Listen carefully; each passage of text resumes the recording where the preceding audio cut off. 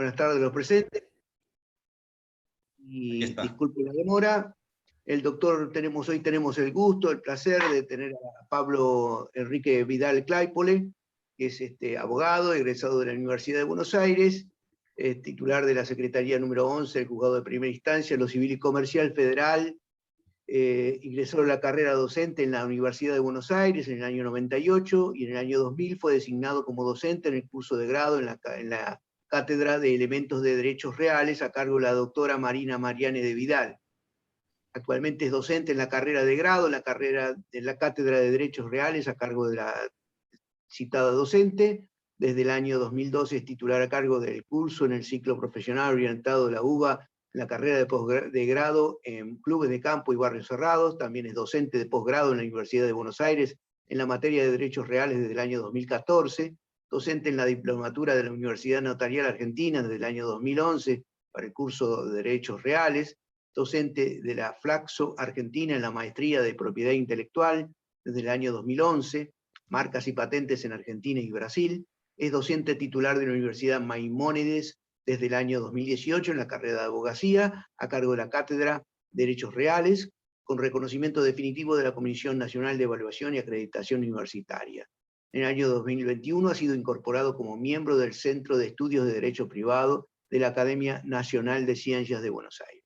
Bueno, tenemos el gusto acá de tenerlo a Pablo. Y bueno, no te demoramos más y te escuchamos sobre este tema que nos convoca hoy, que es muy vigente, esta problemática, y con muchas aristas, que es sobre los conjuntos inmobiliarios.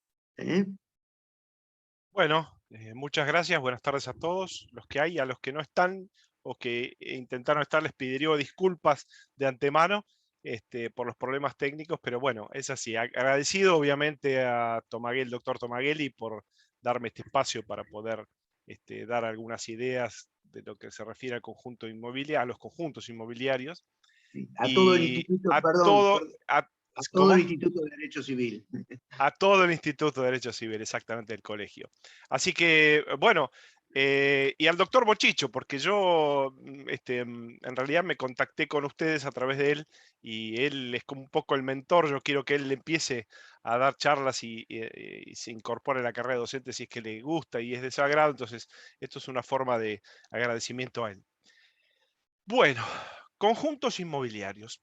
Un poco, es un tema que está muy en boga porque en realidad, si bien arrancan hace muchos años los conjuntos inmobiliarios, o los countries, o los barrios cerrados, etcétera, etcétera, hay que ver que su evolución ha tenido, digamos, legislativamente muchos tropiezos, ha ido flanqueando muchos obstáculos, no solo de materia jurídica, por la seguridad que siempre le faltó esa seguridad normativa a los conjuntos inmobiliarios, y más específicamente los conjuntos inmobiliarios propiamente dichos, que son los que se conocen como los clubes de campo o los barrios cerrados. ¿Y por qué digo esto? Porque si bien uno, cuando piensa la normativa y arranca cuando se originaron los clubes de campo, entiende que se hizo una suerte de vida inversa o función inversa cuando en el año 48 apareció la ley de propiedad horizontal, la 13.512, que fue al año siguiente reglamentada. Pero es como que vino a, de alguna forma, a volcar en la normativa una realidad que tenía, que la gente del campo se iba a las ciudades para trabajar y necesitaba un lugar donde vivir y estar cerca de los lugares de trabajo. Entonces, la ley 13.512 de propiedad horizontal, que ya Vélez Sarsfield obviamente la había prohibido en un artículo, y más que prohibida, estaba prohibida por él porque entendía que, según la nota, el artículo que se derogó obviamente con el artículo 1 de la ley 13.512, que decía que iba a ser un semillero de problemas. Dicho y hecho, el semillero de problemas sigue existiendo en la propiedad horizontal y ahora trasladado a los conjuntos inmobiliarios. Fue tan sabio Vélez Sarsfield que nos dejó esa enseñanza en la nota del artículo que finalmente se derogó con la propiedad horizontal. Este semillero de problemas, digo, porque se sigue, esas pocas semillas que se sembraron en aquel momento siguen generando problemas a lo largo de los años, pero en muchos aspectos la gente los ha ido solucionando de una u otra forma, no haciendo planteos de inconstitucionalidad, por ejemplo, para aquellos regímenes que adoptaron directamente el régimen de la propiedad horizontal, que recordemos por aquel entonces y aún hoy el objeto del derecho real es un inmueble edificado, y cuando uno compraba una parcela en un club de campo, en un barrio cerrado, se encontraba con que lo que menos había era edificación. El terreno tampoco muchas veces era común a todos los copropietarios, y aunque se adoptara la figura de la propiedad horizontal, esta trajo muchos inconvenientes que se relacionaban sobremanera con la forma de adoptar decisiones. ¿Esto qué significa? Que cuando había que citar asamblea a resolver sobre la modificación estatutaria, que para eso la unanimidad de los copropietarios. Y entonces esto provocaba problemas porque la naturaleza misma de los conjuntos inmobiliarios, de los countries o los barrios cerrados, tenían otras, digamos, facetas que no se cumplían en las cuestiones residenciales que sí tenía, propiamente dicho, la propiedad horizontal. Pero lo cierto es que esta evolución del campo a la ciudad con posterioridad fue, digamos, volviendo se hizo al revés, se hizo a la inversa. Es decir, que de la ciudad la gente empezó a distraerse, a tener actividades deportivas, culturales, fuera del ámbito de la ciudad, y empezaron a ir a lugares, a chacras, a lugares, casitas de fines de semana, lugares cercanos a vivir, donde se jugaba el golf, se hacían prácticas deportivas, y esto es como que, de alguna manera, la gente empezó a vivir de nuevo fuera de las ciudades. Y esto provocó la aparición, por problemas de seguridad, por problemas o por simple divertimento, que la gente decía, bueno, nos juntamos todos los que jugamos al golf y tenemos casas acá cercas, a la cancha de golf, eh, bueno, encerrémonos. ¿Y cómo nos encerramos?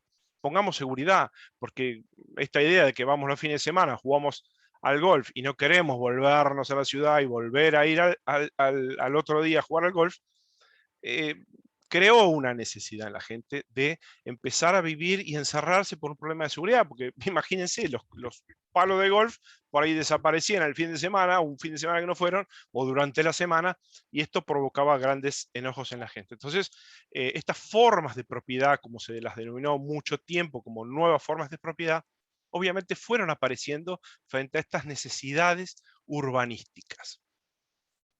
Pero, ¿qué ocurre? Esta evolución trajo inconvenientes a la hora de mm, saber a ciencia cierta cuál es la norma concreta que se les aplicaba a estos regímenes de propiedad.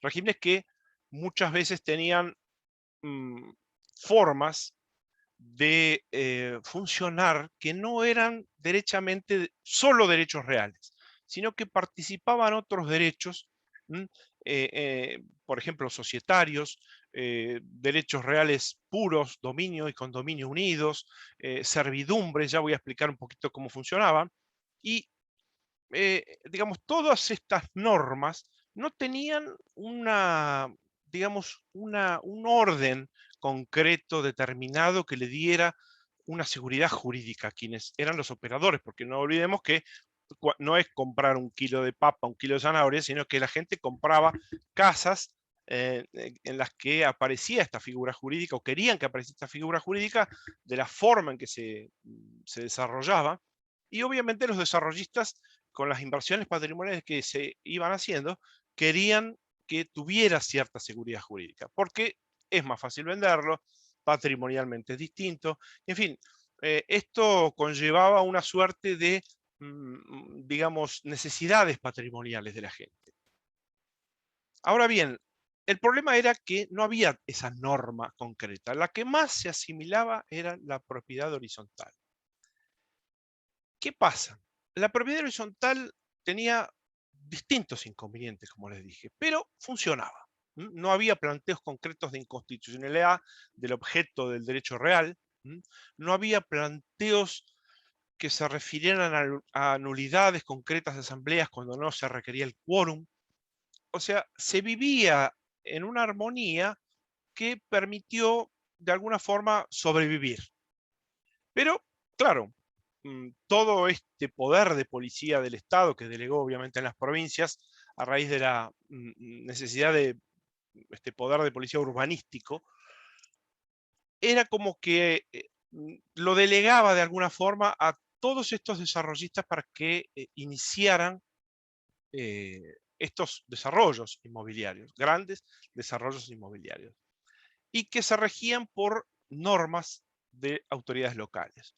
Entonces, era como que la única norma que apareció en el año 77, miren, mucho después del año 48, fue la Ley de Ordenamiento Territorial del Suelo en la provincia de Buenos Aires, para hablar concretamente, y un decreto que la reglamentó 9 años después, el 9404, recién ahí se hizo una pequeña referencia a los conjuntos inmobiliarios, aunque ya tenían mucha vida.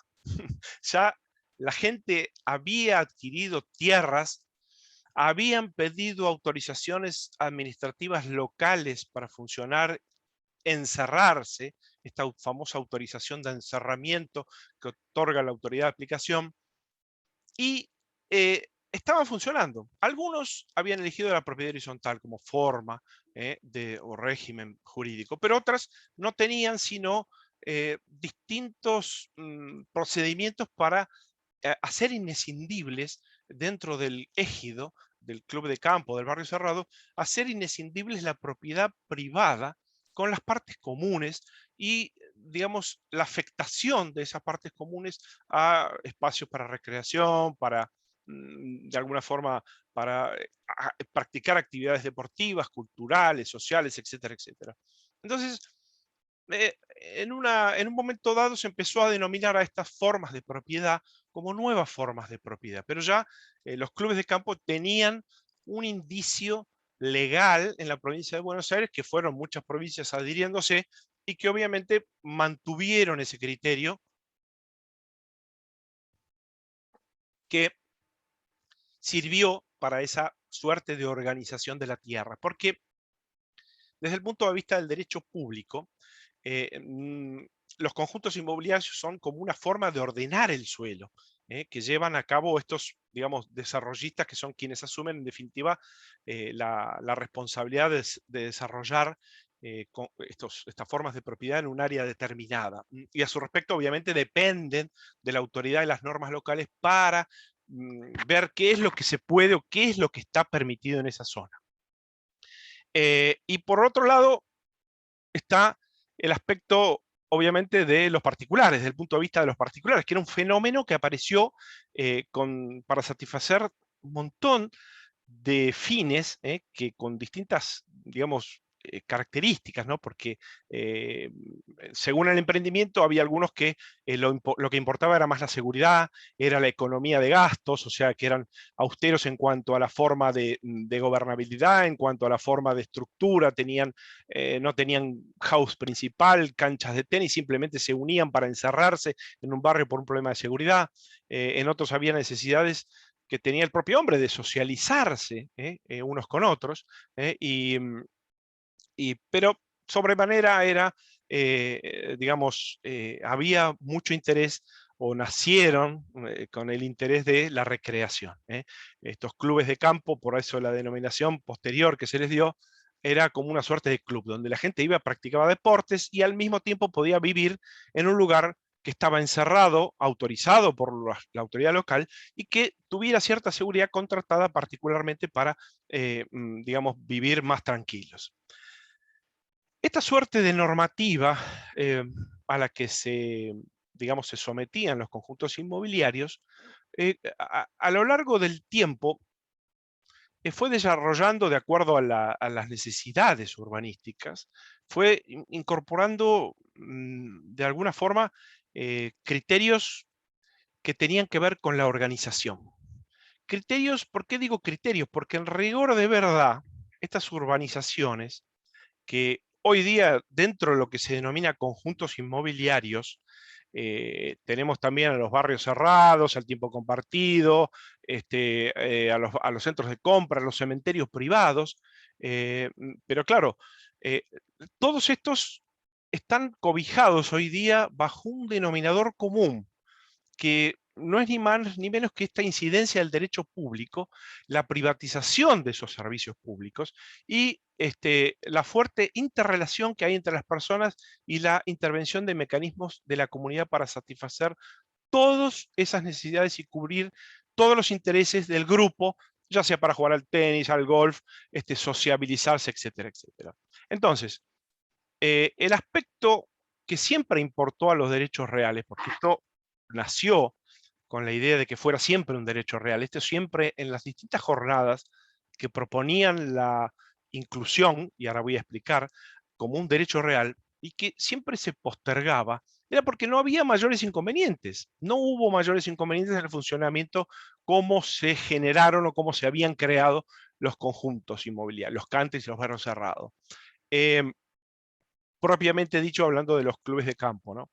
Eh, entonces, estas normas que fueron apareciendo fueron cobijando distintos problemas, muchos de los cuales era, por ejemplo, y acá vieron que lo importante es generar la duda y la reflexión al oyente, es que había, por ejemplo, qué pasaba con las calles que quedaban encerradas dentro de los ejidos de los clubes de campo.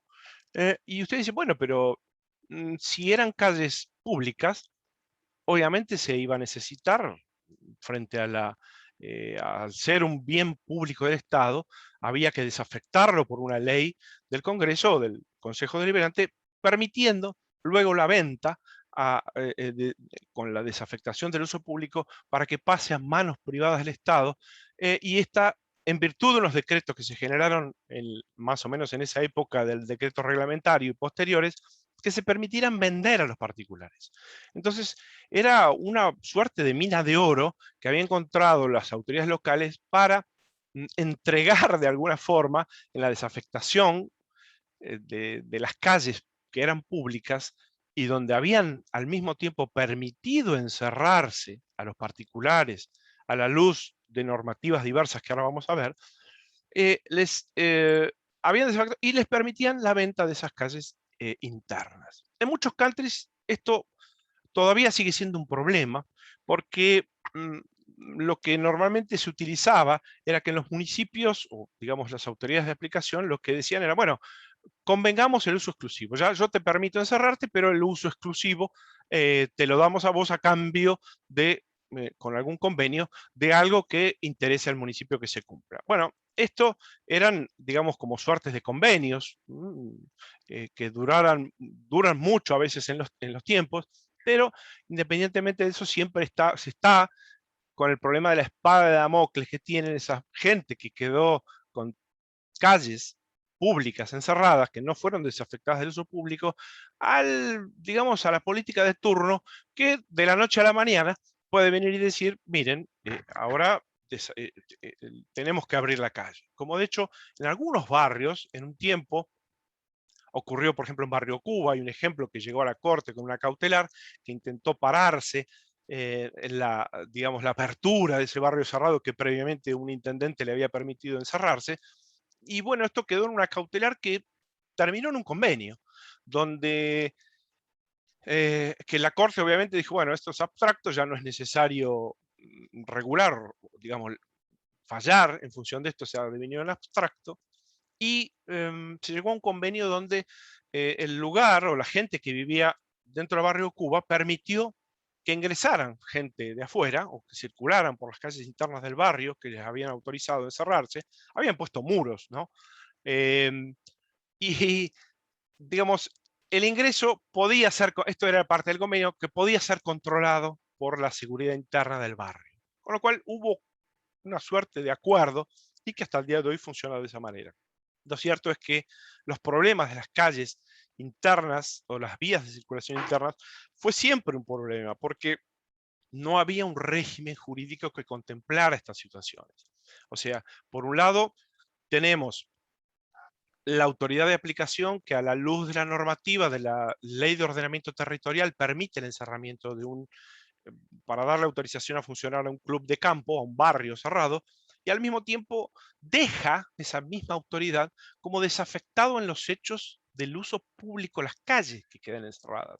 Porque ahora obviamente quedan para el uso exclusivo, en los hechos, ya no en el derecho, más allá de los convenios, sino en los hechos. Con lo cual, esto permitió que, en definitiva, de una forma u otra, siguieran funcionando de esta manera y siguieran aprobándose barrios cerrados y clubes de campo a la luz de normativas que no eran propias de los derechos reales.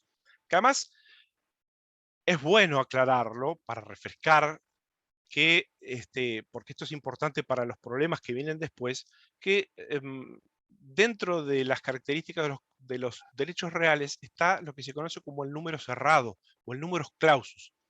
¿Qué significa esto? A diferencia de, por ejemplo, el derecho español, que permite que con los contratos la gente genere, digamos, derechos que tengan que ver con las cosas, acá nosotros, en Argentina no se puede, porque se entiende que interfiere en el orden público al que se destinan los derechos reales. O sea, no pueden los particulares crear derechos reales. O sea, los que la ley a través del Congreso genera, son esos los que se pueden utilizar.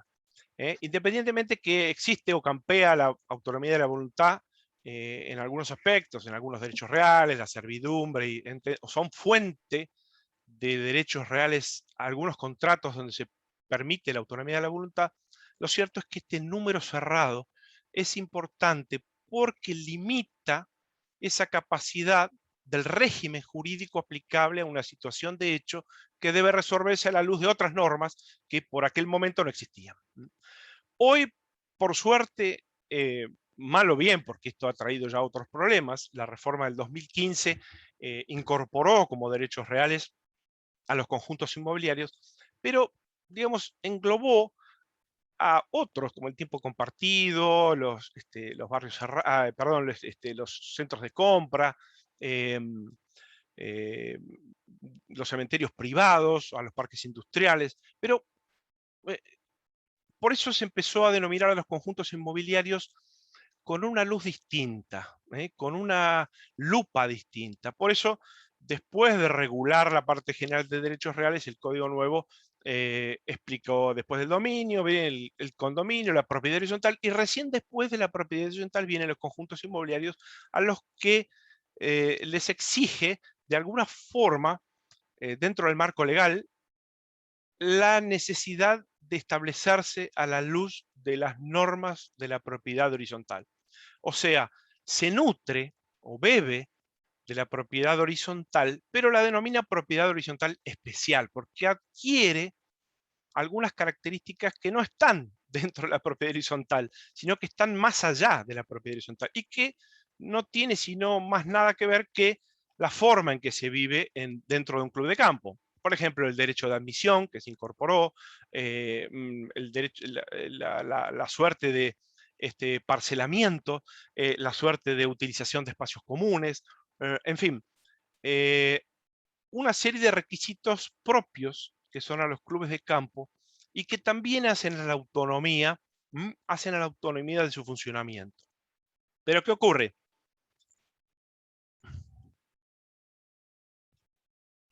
El café me dio sed. Estoy en la espera, tomé un café y me dio mucha sed. ¿Se escucha bien? Sí, ¿no? Si no, alguien me hace así con la mano. Yo en realidad no veo a nadie. Veo solo a Juan Carlos Tomaviel y no veo a más nadie. Pero bueno, está atento, así que no se me durmió el doctor. Estamos muy atentos escuchándolo, doctor. Y lo Bueno, me escuchamos alegro. muy bien. Bueno. Entonces, tenemos esas características particulares que tienen ahora los conjuntos inmobiliarios para satisfacer determinados, digamos, fines, según las características que tenga el emprendimiento. Ahora bien, esta proliferación de la que hablábamos trajo como correlato estos problemas que de alguna forma delineábamos y que la propiedad horizontal, lisa y llana, como se utilizó en muchos, digamos, emprendimientos, no era la figura más apta. para resolver esta forma de propiedad, esta nueva forma de propiedad que había aparecido. Pero, sin embargo, era la que mejor se acomodaba. Eh, ¿Por qué? Porque tenían espacios que eran comunes, tenían, digamos, se afrontaban gastos comunes a raíz de las expensas, que ya vamos a ver qué problemas hay o que se ven que hay o que hubo durante las vigencias anteriores a la ley, a la reforma del código, y que de alguna manera permitían no solo la organización, sino que le daban más seguridad jurídica a los titulares de los derechos reales, al titular, ¿no? De que compraba una parcela y quería ir a vivir y tener espacios deportivos comunes y afrontar gastos. Eh, entonces, daba cierta seguridad jurídica, pero a la hora de la toma de decisiones en las asambleas, como había dicho Vélez, que dijo que era un semillero de problemas, era prácticamente muy dificultoso como progresar en las decisiones donde se requería la unanimidad de los copropietarios. ¿Y por qué? Porque, claro, la gente muchas veces a los clubes de campo, los barrios cerrados, van a descansar los fines de semana y poco les importan temas que tengan que ver con gastos que les son por ahí irrelevantes, entonces no participan de las asambleas, no quieren escuchar las discusiones que hay en las asambleas, aunque se las denomine deliberaciones, puede haber discusiones, em, y entonces no participan, es poco participativo. Ahora el código, gracias a Dios, como vamos a ver, trajo una solución y por eso esta remisión que hacen de los clubes de campo y los barrios cerrados, a los que vamos a hablar específicamente, los conjuntos inmobiliarios que adoptan este régimen de propiedad horizontal especial, se nutren de estas normas, o sea, traen estas normas para utilizarlas y para favorecer el desarrollo y, digamos, de alguna forma, el funcionamiento, que en la práctica para la toma de decisiones. No está de más recordarles que había distintas formas, entonces, de configurar a los conjuntos inmobiliarios o a las nuevas formas de propiedad. Muchas fueron, como dijimos, a la luz de la propiedad horizontal, que era la ley 13.512. Pero tenían que requerir, al tiempo de hacer el estudio ambiental o el estudio de, digamos, de geodesia o los informes catastrales, temas que tenían que ver con la utilización del suelo, tenían que recurrir siempre al cumplimiento de las normas locales. Que hoy día también ocurre eso. O sea, hoy los conjuntos inmobiliarios, el marco legal en lo que se desenvuelven, remiten a las normas locales para la autorización. Con lo cual, aunque estemos hoy día frente a un derecho real concreto, autónomo, con normas que se nutren de la propiedad horizontal y que son especiales y que de alguna forma permiten su funcionamiento con cierta seguridad jurídica, requieren siempre dentro del marco legal autorizaciones locales que obviamente hoy día siempre ahí aparece la pregunta, ¿y las normas que tienen que ver con la ley de ordenamiento territorial, ahora que son propiedad horizontal, se respetan o no? Sí, claro. Todas las leyes que aparecen y que no contradigan estos derechos aparecen vigentes. La ley de ordenamiento territorial, el 9404, el decreto 27, yo si quieren después les paso bien todas las normas involucradas, pero están vigentes, no se han derogado. De hecho, el marco legal remite a esas normas a los fines de la autorización. ¿Por qué? Porque todavía el derecho público urbanístico se mantiene. Es decir, estas normas que hacen al interés público se mantienen, independientemente de que se hayan o no cumplido en muchas provincias, en muchos lugares, sobre todo en la provincia donde han proliferado de alguna manera en forma exponencial la creación de estos barrios cerrados y estos clubes, se permitía por la inseguridad que hubo durante prácticamente la existencia de, de hace muchísimos años en la provincia de Buenos Aires, en la Argentina toda, que es un flagelo. Se permitían clubes de campo encerrarse unos pegados a otros, no se respetaban artículos como el 67 que hablaba de la ley de ordenamiento territorial del suelo de la provincia, que decía que debía cederse las calles perimetrales. Cuando se autorizaba el encerramiento debían cederse 7,5 metros de la calle, del perímetro del ejido del club de campo, precisamente porque si antes un sujeto que atravesaba, supónganse, para graficarlo, de norte a sur por una calle pública, y ahora se encuentra que va a caminar a buscar el pan donde siempre lo compraba y se encuentra que hay un alambrado y la gente del otro lado es la que está autorizada por la autoridad local para encerrarse y son un club de campo. Entonces esa persona pudiera de alguna forma transitar por el perímetro donde se autorizó el ejido del club de campo y llegar hasta la panadería que está del otro lado del club de campo. Entonces, pero esto se respetó porque la norma misma de la 8912 decía que mientras durara, digamos, esta autorización, ellos se les permitía que estas calles perimetrales quedaran dentro del ejido del club, dentro del espacio de los clubes de campo o los barrios cerrados. Y entonces, ¿qué pasa? Solamente, decía la norma, cuando se exigiera por la autoridad local o hubiera una necesidad de interés público, obviamente que donde el interés particular tiene que ceder frente al interés público, se iba a tener que correr, digamos, ese alambrado hacia el perímetro interno del club y dejar factible de utilización esa calle perimetral para la que se generaron la ley de ordenamiento generó esas reservas. Entonces, estas cosas fueron previéndose de alguna manera a medida que se sancionaban leyes, y estas leyes están en vigor hoy día, están vigentes y deben respetarse. De hecho, la autoridad local eh, tiene que respetar, aún bajo la figura de la propiedad horizontal especial, tiene que respetar estas normas a las que también el marco legal remite. Ahora bien, hablamos un poco de estos problemas, pero sigamos viendo cómo se configuraban. Para dar seguridad jurídica, muchos emprendimientos o desarrollistas utilizaron figuras que combinaban de alguna manera al derecho particular o los derechos de los particulares con derechos reales. A veces se utilizaba la figura solamente societaria de asociaciones civiles sin participar de ningún derecho real, y exigían el encerramiento de la autoridad local, pero normalmente lo que interesaba conocer de esos desarrollistas o de esos emprendimientos era básicamente encontrar ese punto donde la propiedad privada fuera inescindible de la propiedad común. Entonces, ¿qué se hacía?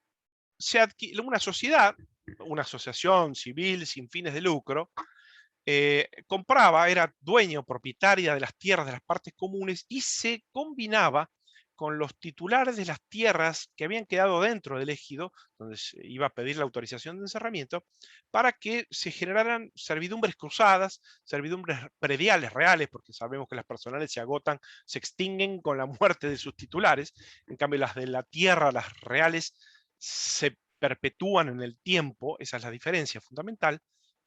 Entonces, estas servidumbres cruzadas de alguna forma daban cierta seguridad a los propietarios que compraban digamos, una propiedad y que eran titulares exclusivos, y al mismo tiempo podían utilizar las calles que habían quedado encerradas como para acceder a la vía pública, para ir a los espacios comunes, participar de los gastos de digamos, de la cancha de fútbol, poder usar esas instalaciones comunes y demás. Y claramente esta inescindibilidad generó que en las asociaciones se transformaran esos titulares de la propiedad en socios. Socios que, si adoptaban muchas veces la figura jurídica de las sociedades comerciales como la sociedad anónima, que ha ocurrido muchísimo, se les daba una acción a cada propietario, a cada titular que tuviera una propiedad, una acción para que pudiera votar en las decisiones de la asamblea, que se conformaban bajo un régimen jurídico apto para la administración, para la toma de decisiones, etcétera, etcétera. En cuyo caso, era como que el marco jurídico ¿m? Bajo el cual quedaron cobijadas esas situaciones que hoy el código las denomina preexistentes, fueron derecho consolidado. Y esto que les digo es muy importante porque en el momento en que se hizo, el desarrollista hizo el emprendimiento, el régimen jurídico era completamente distinto al que es hoy. Y eso no implicaba que no se autorizara, sino que por el contrario, no solo se autorizaban estos sistemas, sino que además se permitía el encerramiento y sino que además generaron derechos adquiridos a los titulares. ¿M? Entonces, esto hay que tenerlo un poquito ahora entre paréntesis para ver los problemas estos que vienen con la adecuación, que ya vamos a hablar después. Yo no sé qué tiempo tienen, pero son las... No, ustedes me dicen los tiempos y yo trato de organizarlo, porque si va a haber algún Estamos bien, debate, doctor. aunque seamos poquitos ahora, el debate puede armarse, puede ser muy rico igual. Estamos bien, doctor, estamos bien. Estamos Es bien. muy Bueno, interesante. si ven que alguien se duerme, también me avisa, porque esto de hablarle, el otro día, el lunes, yo di estuve en un Zoom con el maestro Jaime Echeverry, y él dijo que es muy raro hablarle así a los cuadraditos, tantos cuadraditos que había, y que pedagógicamente no es bueno más de una hora, pero bueno, voy a hacer el esfuerzo para superar ese trance que recibí el martes en una conferencia y tratar de que sea lo más ameno posible. Seguimos. Las normas jurídicas existentes en un momento determinado que permitieron de alguna forma crear derechos, adquirir derechos a los titulares, eh, bajo un régimen específico, generó derechos. Estos derechos son, diría yo, de alguna forma como inalterables a la luz de la Constitución y a la luz de las propias normas del Código, que cuando se refiere a los derechos patrimoniales, recordemos esta gran discusión que había entre Julio Rivero y la doctora Kemel Marges de Carlucci con relación a incorporaron el tema de la adecuación por ahí en la discusión, si eran retroactivo o no, la injerencia en el Código Civil de cuestiones cuando había cuestiones patrimoniales involucradas y que el código era como que trasvasaba esa frontera y lesionaba de alguna forma o no, según la imagen de Carlucci, derechos patrimoniales. Lo cierto es que eh, los conjuntos inmobiliarios no quedaron afuera de esta problemática. Y muy cierto es que esas normativas que se utilizaron, ahora el código las denomina como situaciones preexistentes. Entonces, yo ahora les voy a contar bajo el régimen jurídico anterior, porque ahí es donde se generaron problemas que hoy se trasladan, al día de hoy se trasladan, por ejemplo, el cobro de las expensas. Ya hablamos un poquito de las calles internas y vemos que el tema del cobro de las expensas es un tema complicado porque muchos de estos clubes de campo, barrios que se conformaron a la luz de normativa que no era la de la propiedad horizontal, que sabemos que la propiedad horizontal, eh, por los artículos del código ahora y de la ley 13.502 en su momento, que el título que emitía el administrador del consorcio era título ejecutivo. Ahora, digamos, hay discusiones en función de los regímenes anteriores que están funcionando a la luz del nuevo código y que hubo dudas si se eran o no títulos ejecutivos, tantas dudas, incluso hasta doctrinarias, y que provocaron la necesidad, de acuerdo a la competencia de donde cayera el problema, si en la competencia comercial o en competencia civil, eh, una u otra solución. ¿Por qué digo esto? Porque la Cámara Comercial sacó en la capital, en Cava, un plenario donde explicó en definitiva, con disidencias, muy importantes las disidencias, yo después si quieren más adelante les paso todo el material, eh, donde se dijo, miren, el título ejecutivo no es disponible para los particulares. Y si no es disponible para los particulares, no puede reconocérsele efectos de ejecutividad previstas en el Código Procesal y en los ordenamientos de fondo, como es el comercial, derecho comercial. Entonces, había que irse cuando caía en comercial. ¿Por qué? ¿Por qué caían en la competencia comercial? Y porque eran problemas de la sociedad, de las asociaciones civiles sin fines de lucro que habían adoptado la forma de sociedad anónima. Entonces, se iban a cobrar se iban a ejecutar los créditos, pero ¿qué pasa? Se interponían incompetencias porque se entendía que eran problemas entre los socios en el seno de una sociedad, entonces tenía que ir a competencia comercial. Y comercial dijo, bueno, si viene acá, los títulos ejecutivos no van por el cobro ordinario. Entonces, acá no vengan a morir. Es una suerte decir, mire, comercial, nos sacamos el tema de encima. Pero hubo disidencias. Yo creo que esa postura de comercial fue muy ortodoxa porque, eh, me animo a decir esto porque, eh, no solo porque conozco a algunos de los camaristas que lo redactaron y personalmente, sino que me parece que es una solución que va en contra de la naturaleza misma de estas nuevas formas de propiedad. Aunque haya una figura societaria, se entiende que esa figura societaria estaba pensada al solo efecto de poder administrarse, de poder tomar decisiones. Pero bueno, frente a ello, muchas sociedades anónimas o regímenes jurídicos que adoptaban estas formas societarias, unidos de derechos de dominio y condominio, etcétera, y servidumbre cruzada, eh, tenían como una suerte de cláusulas de ejecutividad incorporadas en sus reglamentos. ¿Qué es esto? Y bueno, esto es la cláusula de ejecutividad que funcionó en muchos reglamentos, era lisa y llanamente que el reglamento, cuando uno compraba en un club de campo que tenía este régimen jurídico de sociedades, se encontraba con que el estatuto decía que se regirá por las normas de los títulos ejecutivos, los certificados de deuda que emita el administrador, y se cobrará por la vía ejecutiva. Y esta gente que compraba, o los titulares que fueran adquiriendo las unidades, o las unidades dentro del ejido del club, aceptaban de alguna forma este régimen jurídico a la hora de comprar. Entonces esto los sometía de alguna forma a una suerte de buena fe en el cumplimiento de los contratos. Espérense que me voy a servir un poquito de agua más. Buena fe que debe regir en todos los contratos, porque del que no escapa obviamente los estatutos, los reglamentos son ni más ni menos que contratos que, a la luz muchas veces de regímenes, de situaciones normativas que tienen que respetarse, no escapan de la autonomía del adulto. Ahí participa la autonomía del adulto. Entonces, no podía ser justo entender, más allá del estímulo que se les da a los incumplidores, eh, no podía una persona que se había sometido a un régimen ejecutivo al adquirir la propiedad en estos sistemas de club de campo, después, cuando se le aplicaba el mecanismo de cobro, decir que eso no era aplicable a él. Porque esto es como contradecir la buena fe en los contratos.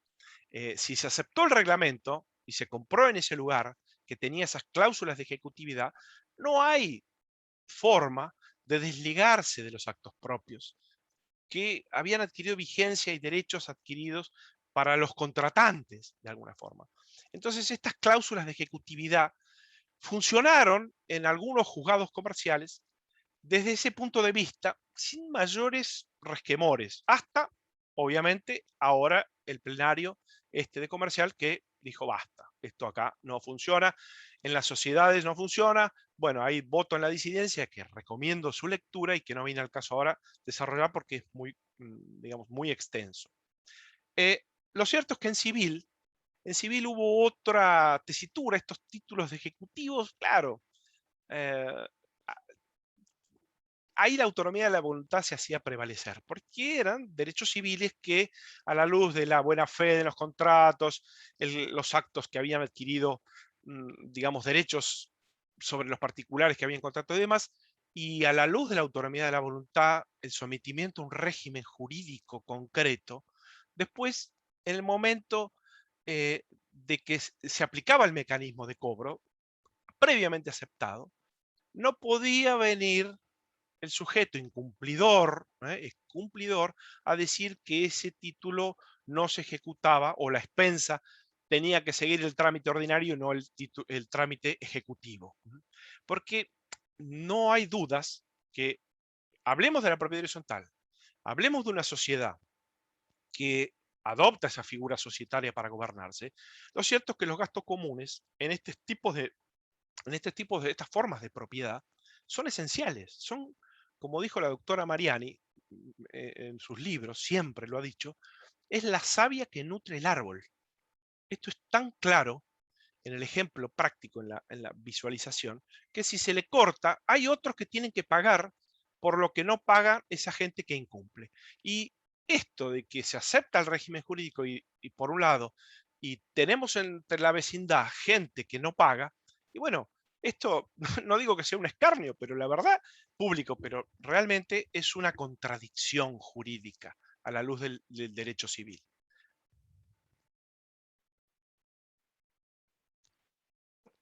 Entonces, el problema del cobro de la expensa, hay distintos matices. El primero, la competencia. El problema del cobro de la expensa es a dónde se ejecuta.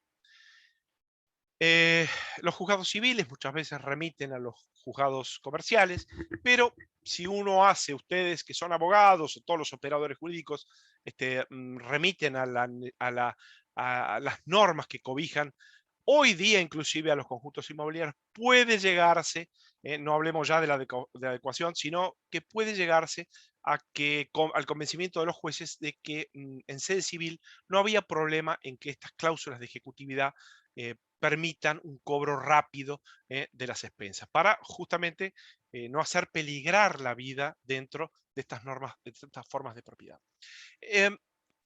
Ahora, si caen en comercial, tengan esto presente, que este antecedente comercial del plenario, obviamente los comercialistas son muy estrictos, aunque esta postura sea ortodoxa, ellos son estrictos y es razonable, hay que, digamos, entender el sentido, porque si no todo el mundo empieza a hacer títulos ejecutivos de obligaciones personales y bueno, esto es como se explicaba en el plenario, esto se traslada a un sinfín de situaciones y circunstancias que escapa del orden público donde se asientan las normas relativas a los títulos y las formas de ejecutar, que obviamente el privilegio de la expensa está previsto para la propiedad horizontal y no estaba en su momento previsto para estas formas societarias que adoptaban otros regímenes jurídicos que eran los derechos personales, en definitiva, no reales. Entonces, comercial, primer problema, competencia. Si conseguimos que civil, bueno, vamos a explicar toda la normativa que cobijaba y que cobija y la naturaleza para digamos, persuadir a los jueces, a los otros operadores jurídicos que es lo más conveniente, es lo más conveniente, hace a la naturaleza misma de estos emprendimientos, no choca, digamos, incluso con preceptos cuando hay cláusulas de ejecutividad, con la buena fe que debe regir a los contratos interparticulares. Ahora, bueno, ¿se entiende hasta ahora? Si, bueno, vayan anotando preguntas, si tienen, porque yo sigo hablando y voy a hablar un poquito del tema de la adecuación ahora, si les parece que es un tema bastante complicado y que, digamos, esta norma, espérense que voy a abrir bien el código, porque tengo acá en la máquina códigos aquí tengo código civil para conjunto inmobiliario, porque lo tengo resaltado, por eso espérense que la máquina me lo está abriendo. Ahí está. Bueno, eh, cuando dentro de los conjuntos inmobiliarios advertimos que tenemos una figura jurídica propia y que tenemos situaciones dentro del marco legal al que nos referíamos que tiene que están obligados todos los conjuntos que deben someterse ahora a la normativa de la propiedad horizontal especial, o sea, la normativa de la propiedad horizontal y que ahora es especial.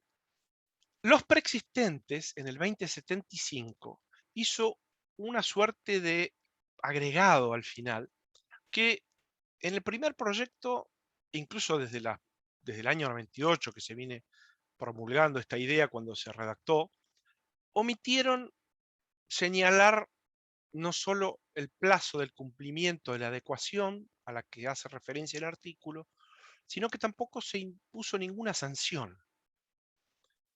¿Y qué dice el artículo? Porque esto hay que leerlo. Dice que los conjuntos inmobiliarios preexistentes, o sea, entiéndase los anteriores al 2015, a la aprobación, ¿no?, en agosto del 2015 del nuevo código, que se hubieran establecido, y dice, como derechos personales o donde coexistan derechos reales y derechos personales, se deben adecuar a las previsiones normativas que regulan este derecho real.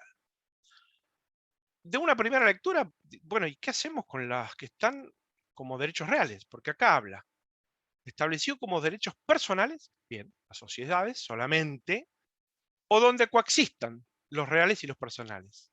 Bien, la sociedad anónima, las que tienen condominios, servidumbres recíprocas, ahí coexisten en ese régimen jurídico estas dos, digamos, ámbitos. Pero ¿qué pasa con la propiedad horizontal? O sea, aquellos regímenes que estaban ya sometidos al régimen de la propiedad horizontal antes de la reforma. Parece que deliberadamente se omitió esto o fue algo al azar o se olvidaron. Bueno, y ahí esto generó, digamos, mucha discusión porque una interpretación que pudieran encararse hacia la operatividad automática de las normas a estos regímenes era la que más proliferaba. Es decir, que no había necesidad de decirlo en el artículo porque los que estaban ya bajo el régimen de la propiedad horizontal, lo único que tenían que adecuar eran algunas normas específicas, por ejemplo, el derecho de admisión, la conformación de los consejos de administración, el régimen disciplinario, en fin, cosas que no están en la propiedad horizontal común, pero que sí están en la propiedad horizontal especial. Entonces, era simple trasladar las normas y aplicarlas en forma automática. O sea que las normas ahora del código, después del 2015, fueran a esas situaciones preexistentes que eran las de la propiedad horizontal, eh, como automáticamente operativas. De modo que esto generó grandes dudas, sobre todo a la hora de la toma de las decisiones. ¿Por qué? Porque ustedes saben que en la propiedad horizontal la toma de decisiones es por la vía asamblearia. La asamblea es el órgano que por naturaleza se deliberan las cuestiones, se debaten las cuestiones y se toman decisiones que después tienen que cumplirse. O sea, los copropietarios están obligados a cumplirlas.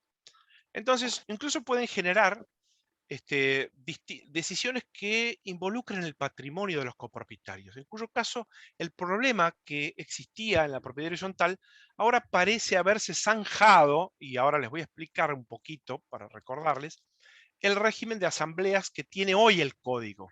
Y que, bueno, yo siempre mi consejo que doy a las situaciones de propiedad horizontal es que no cuesta nada modificar en los reglamentos a través de una asamblea afectar al nuevo régimen del código. No cuesta nada hacerlo. Es un punto de una orden del día donde se diga que se van a adoptar la normativa referida directamente al código después de la reforma que hubiera sometido a un régimen anterior y que esto incorporado a los estatutos, que es lo que rige, evita cualquier tipo de inconveniente a futuro. Pero hubo doctrina que dijo, no, esto es directamente operativo. Esto es directamente operativo. Y no hay nada que hacer. En la propiedad horizontal ahora se toma el régimen a la luz de la 2060. Pero claro, el 2060 propone otra situación relativa a la forma en que se computan las mayorías, porque habla de una mayoría, habla de distintas mayorías a las que tenía antes el código, y que en estas mayorías el artículo 2060 claramente fija un doble, digamos, una especie de doble mayoría, para hablar mal y pronto. ¿Por qué? Porque dice el 2060 que las asambleas se adoptan por mayoría absoluta computada sobre la totalidad de los copropietarios de las unidades funcionales y se forma con la doble exigencia del número de unidades y, además del número de unidades, o sea, cuántos copropietarios hay, de las partes proporcionales indivisas de esas unidades con relación al conjunto. O sea que hay una suerte de doble mayoría. En el cómputo, para ver si la decisión se puede adoptar y si llega a la mayoría necesaria, eh, eh, eh, se requiere de la conformación de estas dos suertes de mayorías previstas en el código. Y entonces, ¿qué cuesta a los regímenes anteriores persistentes que están a la luz de la 13.512 pasarse a través de la modificación estatutaria y decir que a partir de esa fecha, de esa asamblea donde se adopta esa decisión, se va a computar por las mayorías del código nuevo? No cuesta nada. La gente levanta la mano, son mayorías que pueden estar previstas ya en los reglamentos, y si no, será por las mayorías del régimen anterior, para poder después en las asambleas eh, permitir la utilización del cómputo previsto el régimen de asambleas para las propiedad horizontal, como lo prevé el 2060. El problema de las asambleas es un grave problema, porque esto de que si es operativo o no es operativa la norma directamente, genera mucha confusión, porque mm, esto se ve muy a menudo cuando se toman decisiones a la luz del régimen de la 13.512, que no fue adecuado todavía a través de los estatutos, y que genera a veces la utilización de normas anteriores, o sea, de las de 13.512, y bajo el régimen que adoptaron, y a veces se adoptan la figura nuevas. Pareciera como que según convenga, se adopta una figura u otra figura. Y esto es un problema, porque, por ejemplo, se adoptan la mayoría para el cómputo de las asambleas sobre decisiones que requieren unanimidad, y que se utiliza este mecanismo, muchas veces mal utilizado, ya les voy a aclarar cómo se utiliza, esto de la mayoría y la convocatoria de asambleas, porque se utiliza mal. Entonces, claro, deciden, se decide y se decide y se decide, y gente que incluso decide no participar en la asamblea porque sabe de antemano que el régimen jurídico que lo involucra requiere de la conformidad de todos los copropietarios y de la asistencia inclusive de todos los copropietarios a la asamblea, que no ir significa que ese punto de la orden no se va a aprobar. Y sin embargo, de la noche a la mañana aparece aprobado a través de un régimen que nunca le fue notificado. Aunque mucha gente dice, ojo, el régimen del código ya es ley, entonces se presume conocido, etcétera, etcétera. Bueno, y ahí vienen las grandes discusiones de los derechos adquiridos.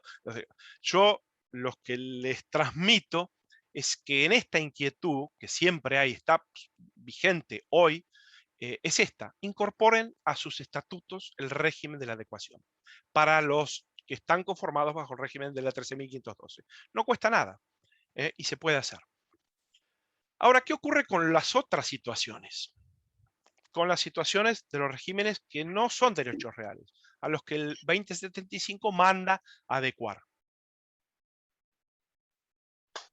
Y acá hubo discusiones de la doctrina que, con esto de los derechos adquiridos y el artículo 7 y la Constitución y demás, decían que no, que esto no puede legislar retroactivamente sobre derechos que ya han sido consolidados para los particulares, sobre todo cuando afectan el patrimonio. Entonces, esta figura donde, si bien el deber del código de fondo señala que hay que adecuarse, no ha fijado ni plazo ni sanción para el caso de incumplimiento.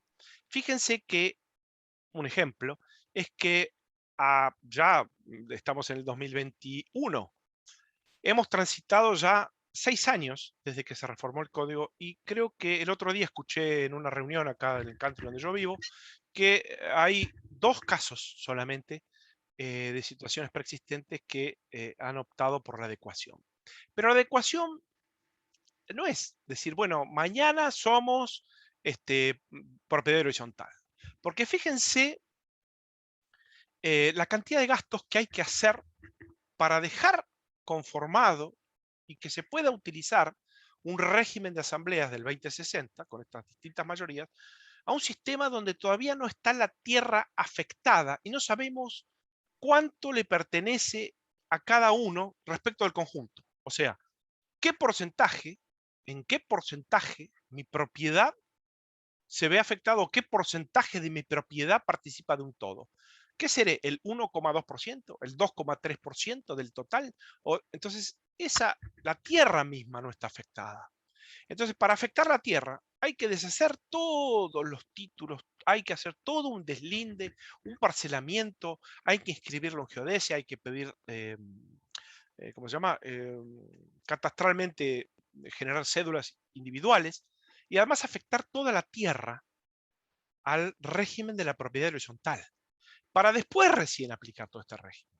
Y todo esto son costos que, digamos, hasta lo que escuché ahora nadie ha sabido, porque hemos sufrido, yo he sufrido esto en el lugar donde vivo, no les voy al caso acá para no profundizar sobre este tema, otro día si quieren conversamos. No he escuchado en ningún lugar cuál es ese costo. ¿Hay que hacer escrituras? Sí, bueno, claro, obviamente. En algunas situaciones donde el registro propio de la propiedad inmueble, después les paso el material para no entretenerlos, ha dicho que era de imposible cumplimiento la inscripción de registros, porque se le decía que el registro tenía que ya, cuando se inscribían las transferencias dominiales sobre regímenes preexistentes, debía ya estar adecuado. Y esto era imposible, porque catastralmente no podía registrarse en el registro de la propiedad inmueble. No había forma de hacerlo, es de imposible cumplimiento. Entonces, tomaron una decisión en el momento dado, después de la reforma, diciendo, miren, esto de la adecuación, sigan discutiendo. Nosotros no inscribimos títulos que digan que bajo el nuevo régimen de adecuación, que nadie nos obliga, el Código Civil no nos obliga. Entonces, frenaron, literalmente se frenó las inscripciones registrales durante mucho tiempo, hasta que sacaron estas decisiones del registro de la propiedad inmueble, diciendo, miren, es de imposible cumplimiento, nosotros igualmente vamos a inscribirlas, pero bajo el sistema anterior que teníamos. Hasta que no se reglamente este artículo del código, o no se diga algo más, como no hay ni plazo ni sanción y no están adecuados, la situación jurídica sigue a la anterior, para permitir la celeridad digamos, en las registraciones. Porque no olviden que las registraciones hacen a la oponibilidad frente a tercera, erga omnes. Los derechos reales se ejercen en oposición a toda una sociedad, que son aquellas gentes, digamos, las poblaciones son el agente pasivo, el sujeto pasivo del derecho real, que cuando interfiere en el ejercicio es donde hay que frenarlo. Entonces, a la luz de esto, los registros no estaban inscribiendo transmisiones dominiales. Claro que inscribían las nuevas, que ya estaban adaptadas al nuevo régimen de propiedad horizontal especial. Pero las anteriores que se trasladaban, transmitían, perdón, de unos a otros, no se registraban. Este problema, volviendo al tema de las asambleas, porque esto ya me derivó a cualquier lado, lo cierto es que en las asambleas, este régimen previsto en las asambleas había que decidirlo muchas veces en el seno de sociedades. Entonces, la mayoría que se requería para aprobar esta suerte de adecuación, porque era un deber, adecuémonos. Esto implica, no sé, 100.000 millones de dólares. Hay que hacer escrituras individuales, hay que hacer, ¿cómo se llama? Deslindes de las propiedades, hay que inscribirlos, hay que anotar un nuevo reglamento, hay que generar un nuevo estatuto conforme a la legislación nueva. Todo esto se tenía que hacer a la luz de la normativa vigente, o sea, de las sociedades. El régimen asambleario que iba a decidir a la adecuación era el régimen vigente para los propietarios, para los particulares, vigente en ese momento. Entonces, bajo esa línea, ustedes saben que en las asambleas hay algo muy importante que pasa desapercibido, que incluso ahora la jurisprudencia ha ido orientando con el tema de defensa al consumidor, algo muy importante, que no les mencioné, pero que es otro tema que también tiene sus ribetes. El deber de información como consumidores. El deber de información que tienen que tener a la hora de la toma de decisiones los particulares para poder tomar una decisión en la asamblea. este deber de información tiene que ser razonable, tiene que tener un tiempo apto para que el particular diga voy o no voy a la asamblea. Y si voy, estoy debidamente informado y cuando yo voto que sí o que no, estoy prestando mi consentimiento, pero frente a una información que me fue dada. Razonablemente en un tiempo jurídico técnico, digámoslo así, que me permita a mí saber sobre el tema que se va a deliberar, conocer las circunstancias en las que se van a adoptar las decisiones y obviamente dar mi consentimiento informado. Esto es como el médico, cuando el médico opera, dice, señor, mire, le vamos a operar, le vamos a abrir el corazón, pero usted tiene que firmarme porque esto tiene riesgo de esto, se puede morir, usted fumó toda su vida, tiene los pulmones afectados, en fin. Todo esto que se le informa antes de la operación y para que el paciente dé el consentimiento, véanlo trasladado al régimen de asambleas, que es un problema que muchas veces se deja de lado, pero que es importantísimo. ¿Por qué? Porque siempre va a evitar planteos de nulidades, que la gente se enoje cuando juega el tenis y diga, che, pero vos, ¿por qué no querés votar? Porque sí, me estás diciendo que no. En fin, esto es algo que, más allá de las discusiones en la cancha de tenis, lo importante es que es algo que jurídicamente es necesario y es coherente con una buena, digamos, conformación de la sociedad. Es algo que tiende justamente a mantener una armonía dentro de la sociedad. Cuando uno obra en forma transparente, obviamente todos los actos derivados de la transparencia se tornan fáciles de resolver. Pero cuando ya hay ocultamientos de información, tendenciosos algunos o muchas veces no, entonces la información se traduce en dudas que la gente no puede a veces en la misma asamblea quitarse, sino que cuando van a la asamblea se generan más dudas y esto provoca decisiones encontradas, discusiones, asambleas que no son interminables, en fin.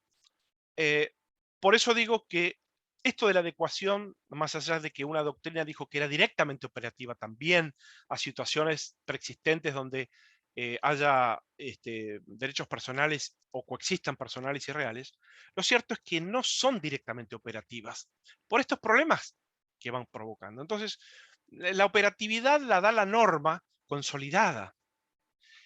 Entonces, si la norma de la adecuación que obliga a todos a hacerla requiere de un tiempo, requiere de una asamblea, requiere de decisiones a la luz de un régimen jurídico consolidado, bueno, hay que esperarlo.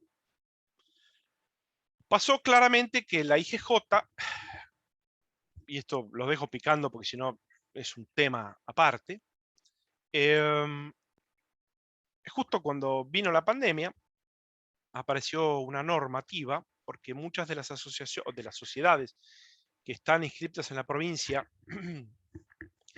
tienen domicilios constituidos como societarios en la capital federal, en la ciudad de Buenos Aires, sacó una resolución en medio de la pandemia señalando la existencia de un plazo de 180 días para que esas sociedades o bien presenten sus adecuaciones o se les iba a aplicar una multa, o bien cambien de domicilio. Bajo apercibimiento de que los directores iban a ser pasibles de sanciones por la sociedad, claro, tiene facultades para eso, pero entonces es como que hubo una suerte de intromisión. Curiosamente, en medio de la pandemia, donde la gente no se reunía, porque esto es evidente, no había forma de reunirse, las asambleas estaban todas suspendidas, apareció esta normativa administrativa, si quiere llamársela así, que iba por encima del código, como que fuera legislado, con sanciones a los directores, digamos, un poco atropellándose. De hecho, 2 días después, dijo, bueno, 180 días es muy poco, visualizando la pandemia le damos 360 días. Para una situación jurídica que ya llevaba 5 años en paz, digámoslo así, porque ningún conjunto inmobiliario se había adecuado todavía. Con lo cual, y obligarlos a hacer gastos y a chocar con estas normas constitucionales de la noche a la mañana. ¿Mm? Eh, digamos, creando algo que la norma de fondo no había creado. Y esto acá apareció doctrina muy fuerte, la doctora Mariani, acerca de la inconstitucionalidad, aparecieron autores como Javier Dubois y otros tantos más, señalando que esto era directamente operativo y que no hacía falta ningún tipo de modificación estatutaria y que ya las decisiones se podrían adoptar a la luz de la nueva norma de la que estábamos todos obligados por el derecho de fondo. Y bueno, aparecieron estas dos esta situación por la IGJ, que se sumó a toda la vorágine de problemas de la pandemia en sí y de los problemas de la adecuación, a soluciones encontradas, donde creo que solamente, como les contaba recién, el sábado pasado me enteré que había solamente 2 que se habían adecuado a este régimen. En fin, esta charla da para mucho más. Creo que yo quería contarles algo más que tenía que... con las asambleas, que no terminé, porque acá en las asambleas viene otro tema que hay que tener muy en cuenta, sobre todo para las situaciones que ya están bajo el régimen de los conjuntos inmobiliarios propiamente dichos, que son propiedad horizontal especial.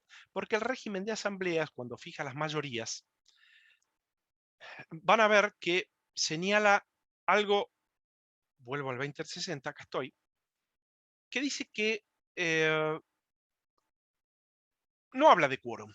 La ley 13.512 tampoco hablaba de quórum, pero por ahí escuché en algunos lugares decir que el quórum nunca existió.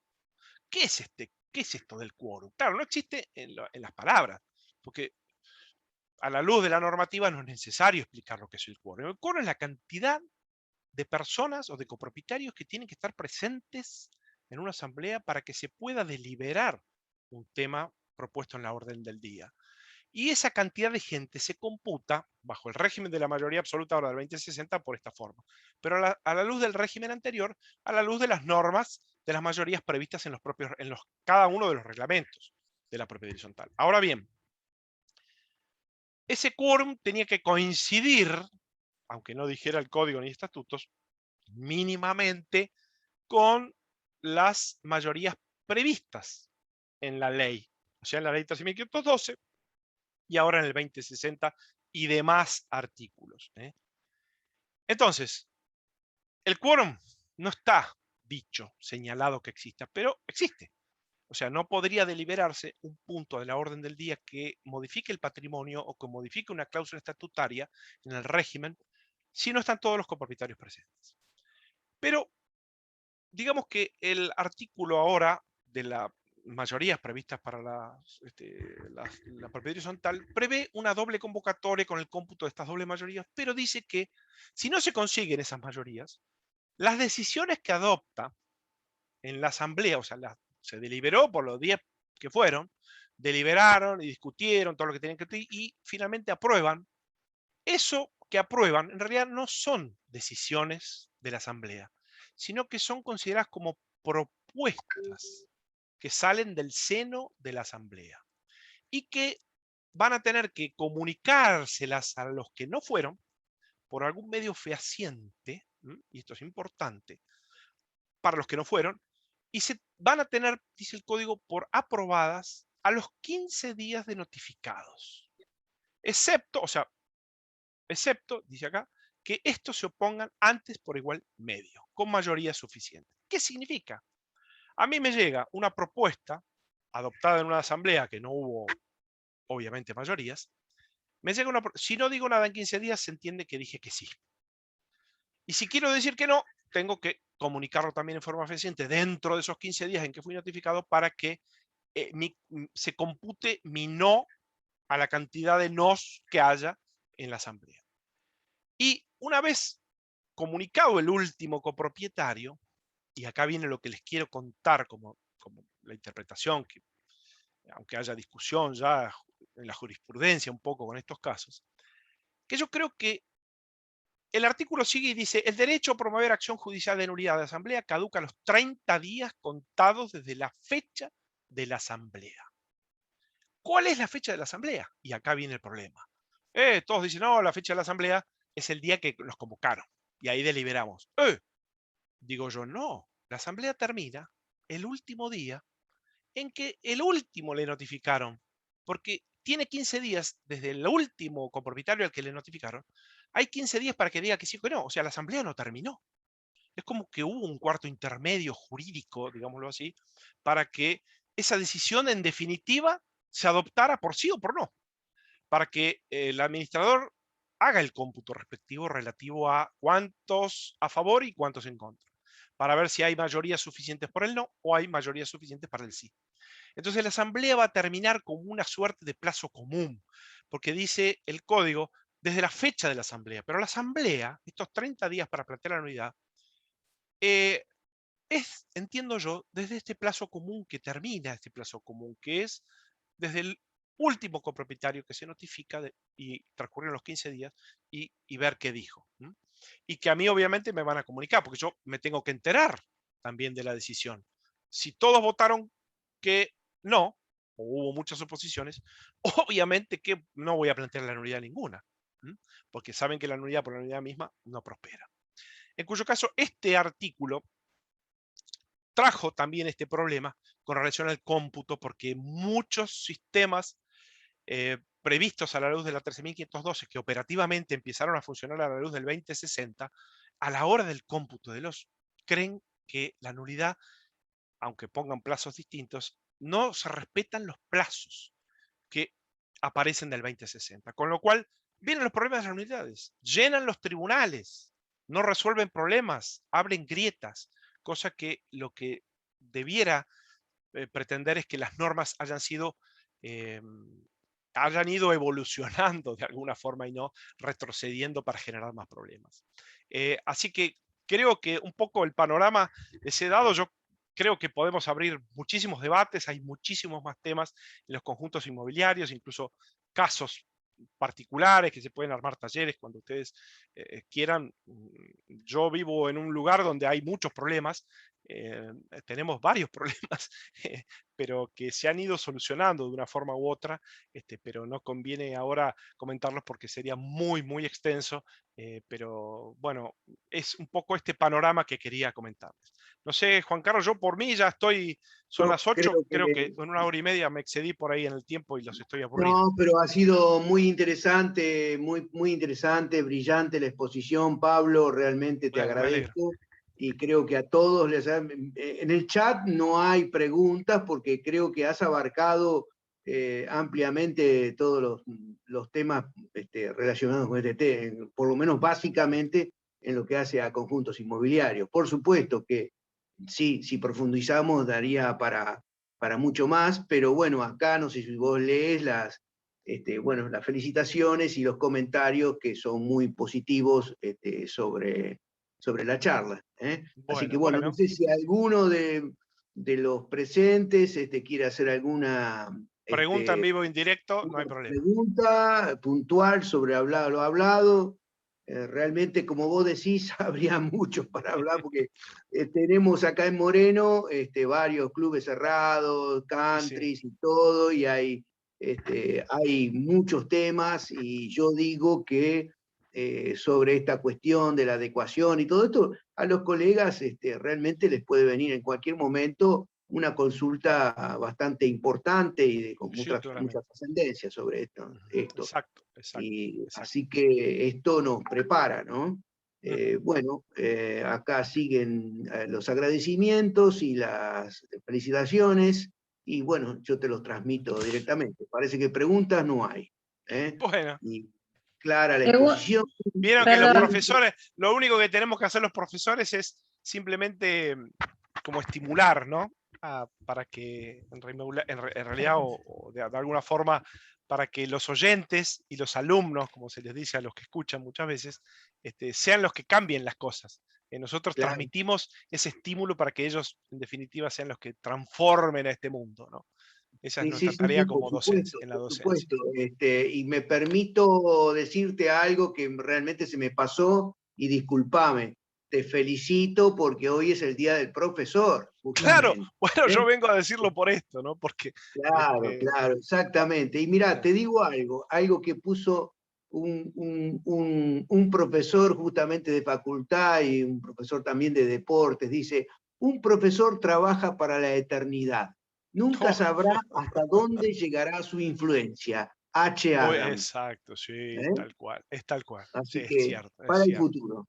¿Eh? Pablo, Trasciende, trasciende el yo, ser humano, es verdad. Pablo, ¿cómo Bueno, me estás? alegro. Hola, Mejide, ¿qué tal? Uy, los veo chiquititos todos ahí arriba.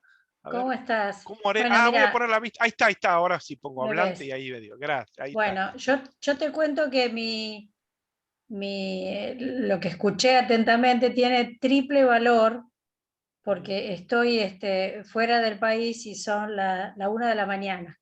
Así que, y no ¡Wow! me dormí, y ¡Un no me dormí. aplauso! Un aplauso, entonces, No, es bueno. mérito tuyo que no me haya dormido. Este, no, yo lo que quería aportar, no sé si en lo último que dijiste, en relación, viste, al 2060, que si bien es el artículo fue sometido a muchas diversas interpretaciones, lo que sí hay que rescatar, que vino a dar solución a un tema de las minorías Por y a un supuesto. tema de la apatía que hay en Sí, este sí, tipo de sí. consorcios, sobre todo cuando son grandes. Ujú, Eran exacto. consorcios que estaban con mucha cantidad de copropietarios que no se podían tomar decisiones porque nunca se lograba esa mayoría, ese quórum. Exacto. Entonces, Exactamente. Sí, es muy beneficiosa esta norma, ¿eh? Es absolutamente, muy buena norma. Muy esa buena. más la Es norma, como la que norma. yo siempre digo que castiga a los que no van. De alguna forma los obliga a estar en esa asamblea, a participar, a decir sí o no, ¿no? Que es importante porque, digamos, la toma de decisiones bajo estas normas, de estas formas de propiedad, se vive a través de esto. Entonces no puede uno desentenderse, yo voy a jugar al tenis y no me importa lo que pase. No, Porque no, en pero realidad, por claro, eso digo que está perfecto y no tiene muy bueno. absolutamente nada que ver el tema, la figura de la sociedad anónima con la Exacto. del consorcio de propiedad horizontal. Las decisiones son distintas, totalmente Ujú, distintas, los ujú. mecanismos de La mayoría, decisión, de exacto. participación, de minorías, incluso de las minorías, no tienen Exacto. absolutamente nada que ver. Por eso yo sí Exacto. creo que esta norma es operativa del primer momento, Ujú. sin ninguna Ah, duda, porque lo que quiere es ubicar en un tema que está totalmente alejado de lo que es una sociedad anónima y de una decisión que tiene que tomar la sociedad anónima en otro contexto, con otro fin, con otro fin. ujú. Así que, Y cómo se computarían las mayorías para ver si, digamos, cuando está por el régimen societario, cómo haces para computar las mayorías? Porque esa siempre fue mi gran incógnita. Es decir, bueno, ¿cómo hacemos el cómputo sobre el número de unidades y las partes proporcionales indivisas si cada uno acá tiene un lote que no está subdividido sobre las partes comunes? No hay un reglamento que jurídicamente haya establecido los porcentuales sobre los cuales después la decisión del 2060 es válida. sí, sobre O todo sea, esa sobre. operatividad es un poco, digamos, entre comillas, la veo yo, ¿no? En lo personal hay gente que cree que sí, que esto es así, y bueno, mano militar y pareciera como que hay que imponerla en los No, regímenes no, preexistentes. pero Yo yo, Pablo, no lo veo no, no lo veo tan claro. lo que te digo es que esta norma que es beneficiosa y es fundamental para que Sí, arranquen, a muy partir buena. de esta norma se pudieron arrancar y pudieron empezar a tomar decisiones, a hacer cosas. Hay muchos Bueno, consorcios, ujú, inclusive en el que yo vivo, que estaba paralizado, porque era claro, imposible sí, juntar el no, 50, en buenísimo. la mitad más uno no se podía juntar, no se Sí, sí, podían sí, sí, tomar sí. decisiones. Bueno, en los Entonces, conjuntos, claro, es verdad, en los conjuntos inmobiliarios estuvo esto, yo lo omití porque, bueno, esto es hablar mucho o ya profundizar demasiado.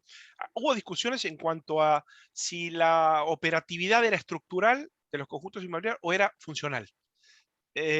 Para los que se encontraron con el argumento de la inconstitucionalidad, todo esto que yo más o menos le conté, decían, no, pero es solamente funcional, es a su efecto de funcionar. claro. Pero claro, o sea, el cambio funcional, muchas veces, para que funcione precisamente, se requiere de un cambio estructural, aunque sea mínimo. Y a veces eso, digamos, lo importante no es decir no se hace. Sí, se puede hacer. Yo, antes de, cuando apareció la reforma en el año 2016, fue a dar una conferencia para agrimensores en el Colegio de Abogados de La Plata. Estaba Campanucci de Caso, la doctora Mariani. Y yo me tocó, todos opinaron también sobre esto de la adecuación, qué les parecía y demás. Recién se comenzaba a hablar sobre el tema. Y Campanucci el caso decía que era directamente operativo. La doctora Mañana decía que era inconstitucional de acá a la China. Y yo dije, miren, no, esto no es ni uno ni lo otro. Yo creo que hay un punto medio donde hay que ver qué normas se requieren, o que es necesario modificar en los estatutos para no afectar derechos constitucionales, patrimoniales, de retroactividad de los particulares, etcétera, etcétera. Porque está involucrado también el orden público en la consolidación. Porque no olvidemos que son derechos reales, no son, digamos, si cada uno hace lo que quiere, bueno, la inseguridad jurídica va a pulular por toda la sociedad. Es que Y Pablo, si no esto, lo, si no lo aplico, no lo puedo ni resolver eso. ¿Entendés es lo que te claro, digo? exacto, sí, Si no lo pobre los aplico, jueces, por los pero si no jueces. es operativo, me quedó en el libro, no lo puedo aplicar nunca más. O sea, me quedé trabada con una idea, Claro, claro, con una claro. forma de decidir que no va. Y otra cosa que es que el tema de los 30 días que vos decías, una cosa es si yo logré la mayoría o el quórum, el mal llamado que hoy le sacan el nombre, pero es lo mismo. Si yo no logro el quórum, No, ahí ojo, perdón, sí, no es lo mismo el quórum que las no, mayorías. no, no, no, El- no, eh, no. a ver, el quórum no existe como nombre, pero mínimamente tiene que coincidir con las mayorías reglamentarias. Y los reglamentos tienen que coincidir como mínimo con las mayorías que exige el código. O sea, si en el reglamento hay una mayoría que es menor o inferior a la que dice el código, es nula. Se aplica Ujú. el código. Y si, digamos, esto es así, y el quórum tiene que como mínimo coincidir con la mayoría. Si la mayoría está por encima de la que señala el código, el quórum para ese punto del orden del día va a ser la que diga el reglamento, porque eso es ley para las partes. Entonces, ¿se entiende un poco o fui muy rápido? Sí, no, no, no, Entonces, yo lo entiendo en- perfecto, pero en definitiva, para mí el código supletorio, digamos. El reglamento rige las mayorías y rige los sistemas de votación sí, no, y el pero código ojo, es claro, supletorio. pero no, no, no, no, está bien. No, acá no, esto es así. El reglamento no puede ir en contra del código. Si hay una norma que va en contra del código, cede frente al orden público previsto en el código. O ¿Y sea, por en qué la vos legislación suponés de... que es de orden público? ¿Lo dice? Sí, son derechos reales. Está involucrado en los derechos reales. Si yo y, pongo mayorías muy por debajo de las previstas en el código, estoy afectando un derecho que el derecho real le confiere al titular del derecho real, en una Pero digamos, unidad funcional, por ejemplo. el Sí, sí, Código el Civil Código no es de Civil o orden la ley. público, pero no es de No, orden no, público de por sí, el orden no, público, no, los derechos no. reales, una de las características de los derechos reales es esto de que son sustancialmente, las normas son sustancialmente de orden público, porque hacen a la seguridad jurídica de los titulares y a la seguridad jurídica de todos los que participan de ese derecho real, ya sea en forma pasiva, toda la sociedad que tiene que abstenerse de que se ejerza en debida forma el derecho real, de dominio, de condominio, de propiedad horizontal, en fin, toda la sociedad tiene que abstenerse de alguna forma de interferir en esa relación jurídica prevista con un ordenamiento que tiene que ver con el orden público, que toda la sociedad le importa que se cumpla de esa forma. Porque si no, yo puedo, para transmitir un inmueble, no puedo decir que yo lo transmito como yo quiero, Bueno, pero sino eso que es lo otro puedo tema. transmitir a quien quiero, de acuerdo a lo que, pero dentro del régimen del código de fondo. No puedo, las servidumbres, por ejemplo, es el ejemplo típico que yo doy en las clases. Hay innumerable cantidad de servidumbres posibles a la luz de la autonomía de la voluntad. Yo puedo tener una servidumbre de vista a mi favor con el vecino, que sea personal, que me diga, che, no me gusta ver las casuarinas que tengo acá, y no me construya, por favor, más de 3 pisos. Y combina, o sea, constituimos una servidumbre de vista a mi favor, personal. Bueno, pero una cosa es crear un derecho real y otra cosa es que yo pueda decidir como comunidad, como consorcio, cómo voy a decidir, qué mayorías voy a utilizar, siempre y cuando no menoscabe los derechos de la minoría. Pero en definitiva, yo lo que te quería decir, a ver si Ujú. coincidís, es que en realidad los 30 días sí rigen si sí logré ese quórum o esa mayoría. No rigen en el caso que proponga decisiones y esas decisiones van a consulta de los, no, de los ausentes. Pero Claro, el no, mes, claro, se el- entiende que esos 30 días, yo entiendo que esos 30 días, porque es lo lógico, es desde la fecha de la asamblea, no desde que se celebra, porque supónganse, se celebra hoy, o vamos a poner un número más fácil, 30 de agosto. El, se celebra el 30 de agosto, pero no había mayorías, se empezaron a cursar notificaciones, pero la primera notificación sale después de los 30 días. Y usted dice no, y el otro dice que no, y el otro también dice que no. Entonces están conformando la negativa. Entonces, ¿qué plazo? O sea, la decisión asamblearia, lo que surge de la decisión asamblearia es hasta que no se hagan el cómputo de esa gente que está siendo notificada. ¿Cómo el plazo de caducidad puede ser anterior? Nunca. Entonces pero se entiende... yo eso te entendí, pero yo te diferencio dos cuestiones. Por eso el código lo que dice es, las decisiones se toman con la mitad más uno, digamos, la mayoría. Si yo No, logro esa mayoría... No, hay un doble cómputo, ahí está. Está bien, con Okay. el doble cómputo, pero Sí. yo tengo Los que están 50 más 1, presentes proponen yo 50 decisiones. más 1, yo arranco y decido. Ahí no propongo decisión, decido con los que están. Ahí sí es a partir de los 30 días. Si yo no logro la mitad más Claro, 1 por sí, se esa entiende, diferenciación, claro. Sí, eso. o sea, la segunda parte del artículo se entiende que yo por ahí me omití decirlo, que si hay mayoría para la decisión y están presentes, ya está. Se terminó, son 30 días, a eso me Exacto, refería. sí. Perfecto. El problema es si no están las mayorías. Es que si no hay por eso mayoría, dice, no hay decisión, con lo cual no podés exactamente. plantear la nulidad porque no hay decisión, hay una propuesta.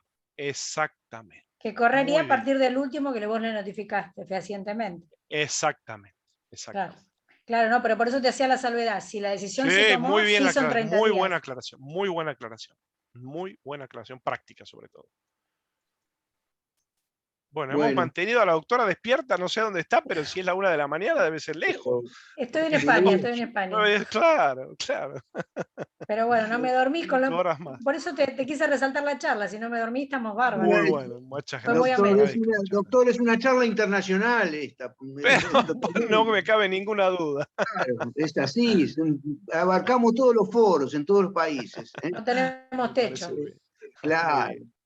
Hay una pregunta acá del doctor Alejandro. El 2060 refiere a que la comunicación debe ser fehaciente. ¿Esto implica que solo se restringe a la notificación por carta documento o puede utilizarse otro medio de comunicación?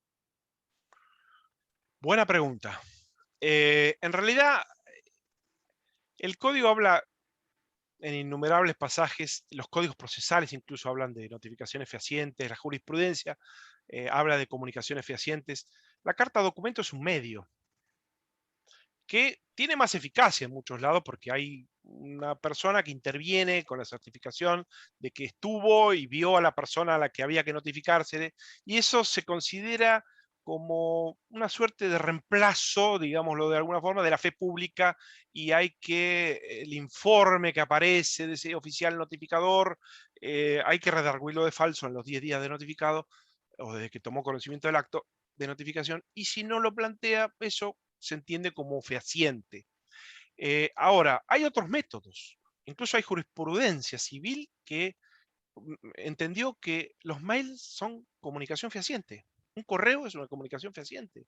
O sea, acá vamos a depender de la efectividad de la comunicación en cada circunstancia, en cada digamos, hay gente que forman chats de grupos de WhatsApp, pues son comunidades muy chicas. Entonces utilizan métodos de comunicación a través de los WhatsApp. Yo digo que comunicación fehaciente tiene que permitir demostrar que la persona efectivamente quedó anoticiada de esa propuesta. Ahora bien, estamos en Argentina y esto provoca que hay en el estímulo de incumplir o de provocar a veces caprichosamente alguna situación que permita luego abrir la puerta a la nulidad o planteos, etcétera, etcétera, muchas personas a veces dicen, no, a mí nadie me avisó. Entonces, yo digo, la comunicación fehaciente tiene que ser por algún medio que pueda probarse. De modo que si quien emitió el comunicado tiene como probar que efectivamente se comunicó a la persona por los datos que fueran, que surjan de las circunstancias adjetivas de esos hechos que ocurrieron y que fueron pasados ante la presencia de un oficial de justicia, de un oficial del correo argentino, de un escribano, en fin, de quien fuera, o de una carta, de un, ¿cómo se llama? De un mail con un escribano que constata la emisión, o de un simple mail, Bueno, esto hay que poder demostrarlo. Hay que convencer al juez, a los jueces, cuando se plantean estas nulidades, que efectivamente no hubo una notificación fehaciente. Pero fíjense que esto de la nulidad, el planteo, cuando ustedes hacen el planteo, muchas veces se anotician de lo que pasó. O sea, decir, a mí no me comunicaron qué es lo que sucedió. A mí la asamblea no terminó, entonces el plazo para la nulidad todavía está, rige, planteo la nulidad, pero bueno, a los 15 días tiene que expresar su voluntad, porque en ese momento se está notificando. Así que hay también como una suerte de contestación a estas cuestiones de nulidad que son puramente técnicas a veces, que pueden frenarse a nivel judicial. Ahora, el problema yo de la pregunta que estoy razonando también, es qué pasa si, aún no notificándome a mí, y yo considerando que no se me notificó, esa decisión empieza a ejecutarse. Entonces, ¿qué hace la persona? Si a mí no me notificaron, ¿qué hago? ¿Planteo la nulidad? ¿Nulidad de qué? Si a mí nunca me llegó. ¿Planteo la nulidad de la asamblea? Y sí, tengo que plantear la nulidad de la asamblea cuando empieza a tener visos de ejecución el acto del punto de la orden del día que se resolvió o que se decidió eh, fuera ex lege, o sea, fuera de los requisitos, el cumplimiento de los requisitos legales. Entonces, ahí es donde yo tengo que plantear y tengo que requerirle al juez que me diga, o yo tengo que expresarle obviamente cuál es mi perjuicio, porque si no, nulidad por nulidad misma no va. Tengo que expresarle cuál es el perjuicio, que mi decisión hubiera sido tal o cual otra, o si se adoptó esa decisión porque faltaba un voto el mío y hubiera cambiado la decisión de la asamblea por el no, y bueno, no se me computó, como pudo haber ocurrido con varios. Entonces, esta pregunta en realidad está tan buena que permite verlo desde dos puntos de vista, desde el punto de vista de la justicia que tiene que resolver nulidades y desde el punto de vista de quien recibe, ¿qué hace? O sea, que no recibió nada, ¿qué hace? Si ve que se empiezan a ejecutar, por ejemplo, obras. En el club de campo bajo este régimen se compra un predio y yo no di la conformidad, no me notificaron. Entonces, en fin, todo esto me parece que campea el ámbito de las pruebas, que por la Me carga parece, Pablo, dinámica y toda esta también, idea. Pablo, lo que también se me ocurre es que, un poco vos lo mencionaste, es medio una trampa esto, porque para mí la notificación fehaciente tiene dos cuestiones. Primero, que la recibió, no que la enviaste, sino que la recibió. Y Claro, segundo, ¿cuándo? Y segundo, ¿cuándo? Porque a partir de ahí te corre el plazo. exacto.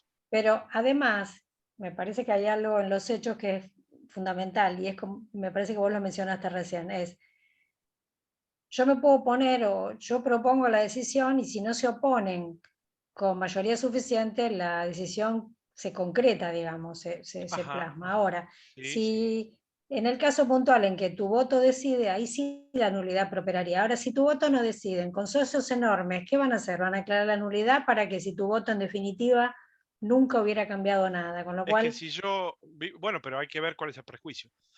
Ahí yo voy al perjuicio concreto, porque obviamente las nulidades. A ver, el régimen anterior preveía que en el tema de las nulidades, cuando el juez se le pedía que no había quórum, por ejemplo, y se convocaban asambleas, lo que decidía el juez era palabra santa. O sea, el juez decidía sin mayoría, con los que había en la audiencia, y chao, el que no fue, no fue. Entonces, este bueno, pero esa es la sistema, judicial que tiene otro régimen. claro, claro, pero digamos, a veces hay que tomar decisiones, cuando hay que tomar decisiones, hay que tener un poco el panorama abierto a cómo la jurisprudencia fue resolviendo temas análogos, similares o parecidos en orden a las nulidades. La nulidad por la vía misma no prospera. Si hay un perjuicio concreto y probable también el perjuicio concreto, y bueno, yo no sé si como juez no me animaría a decir, bueno, momentito, escuchémoslo. O no sé, suspendería los efectos de la asamblea hasta tanto se decide esta cuestión del planteo, no de la nulidad en sí, sino del perjuicio. Los jueces a veces siempre los jueces están obligados a resolver los casos que son sometidos a conocimiento a la luz de la realidad. O sea, no pueden desentenderse de la realidad. Y las sentencias que se dictan tampoco pueden estar, no puede el juez estar al margen de las sentencias y los casos jurisprudenciales análogos que se han presentado en otros supuestos. Entonces, esto me parece que es un tema que dependerá mucho del planteo de nulidad, donde se invoque no la mera falta del cómputo, que si hubiera votado de esta forma, igual la asamblea tomaba esta decisión, porque el perjuicio puede ser incluso más grande que la decisión en sí. Puede afectar, una unidad funcional puede afectar. Me puedo quedar sin una propiedad y soy el único. Por ejemplo, se me instala una cloaca en mi domicilio y me afecta a mí solo. Bueno, por eso digo que tiene que ser Y muy ahí, puntual. entonces Tiene que ser yo muy pido, puntual. claro, por eso, yo digo, a ver, no, yo no, voto que no, si la cloaca la voy a tener encima de mi casa y hay un daño terrible, es como que me están expropiando mi casa. Pero es la ¿Quién me va a mayoría indemnizar? pero es la mayoría que decidió, a eso me refiero. En No, definitiva, un está bien, pero voto, a veces sí, pero a veces involucran derechos que hay que cobijar también. O sea, creo yo, las minorías tienen a veces esos derechos de plantear las cuestiones cuando se ven afectados el patrimonio. claro, no, pero no se fundaría en ese caso en un problema en la notificación, porque si aún te hubieran notificado bien, de todos modos la decisión se hubiera tomado y te hubiera causado el mismo perjuicio. A eso me refiero. Digo, los Ah, argumentos sí, serían otros claramente, sí, distintos, no claramente, sí, sí, serían sí. los relativos a que no te Sería, notificaron claro, un bien. pedido de indemnización porque se decidió hacerlo a mí. A mí en el country no me quieren, entonces la cloaca me la Exacto. ponen acá atrás. Por eso, Exacto, sí. pero no por la notificación, porque si No te lo por la hubieran hecho cuestión formal. bien, si te lo hubieran Exacto, hecho no. bien, igual lo hubieran decidido. Prospera por la cuestión formal, exacto. Exacto, exacto. Bien, bien. Bueno, muchísimas gracias. Bueno, Doctor, creo que ya es hora placer. de cenar. ¿eh? Le Sí, agradecemos 8:30. infinitamente su charla, buenísima. Bueno, me La alegro. verdad, Pablo, muy, muy bueno, muy A bueno. Y disposición bueno, cuando necesite. tanto a vos como a Marcela, feliz día nuevamente. Gracias, gracias. Igual, sí. ¿eh? En Aunque España, Marcela, no debe ser el día del docente. Acá saludaron, pero igual, sí. todos No, somos no, no. profesores cuando hablamos tal Y cual, yo tal creo cual. que ya está en otro día ella está adelantada con respecto a nosotros. Sí, sí, Ya sí. perdió la salutación, la perdió. Sí, Claro. encima llegué hoy, así que con el cambio de horario y ¡Uy! todo, pero bueno, Claro, un delay total. Bueno, sí. ¿En qué lugar estás, Marcela? En Valencia, Ah, qué lindo. Bueno, muy mm, bien, muy muy bien. lindo. Bueno, muy lindo.